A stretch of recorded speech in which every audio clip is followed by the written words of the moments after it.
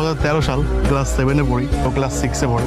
ছোট্ট একটা বাচ্চা ঘুরু ঘুরু করে হেঁটে হেঁটে যাচ্ছে, এটা আমি ফার্স্ট দেখছি। ও আমাকে অলওয়েজ ভাইয়া বলে রাখতো, সো আমি ওকে বললাম যে দেখো তুমি আমাকে ভাইয়া বলে রাখো না, তুমি আমাকে তুমি বলে রাখো। আমরা কখনো প্রপোজ করিনি। ফিল করতেছি যে আমাকে ভালোবাসে, সে ফিল করতেছে যে সে আমাকে ভালোবাসে।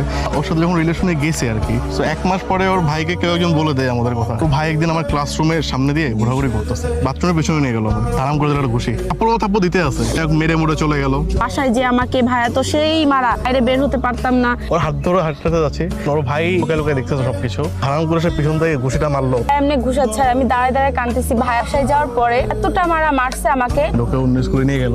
পরে কি করলাম, আমি ওর নাম্বার নিয়ে কল করা শুরু করলাম। আব্বুর ফোন থেকে আমার কল করতে হতো। এই প্রেম আবারও আমাদের শুরু হলো আগের মতো।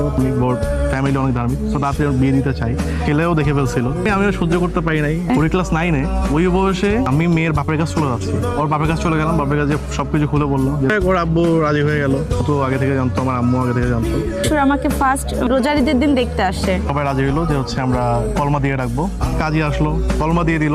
5 বছর পরে আমি আর কি অনুষ্ঠান করে আমার বাসায় নিয়ে যাবো। আমাদের 16 সালে বিয়ে, 17 সালে ওকে ঢাকায় নিলাম, এখন পর্যন্ত আমরা একসাথে আছি। আপনারা যদি কোনো রিলেশন থেকে থাকেন, বিয়ে করা নিয়ে কখনো দ্বিধাদ্বন্দ্ব ভুগবেন না। আমি তখন যেভাবে চলেছি, ও আমার সাথে ঠিক সেভাবেই থাকছে, সেভাবে চলছে। আমি এদেরকে বলতেছি, আপনি আপনার পার্টনারকে সাহস দেবো যে না, তুমি একদিন কিছু একটা করতে পারবা। ও আমাকে বিয়ের পর থেকে অনেক সাপোর্ট দিচ্ছে যে তুমি কোনো ভেঙে পড়বো না।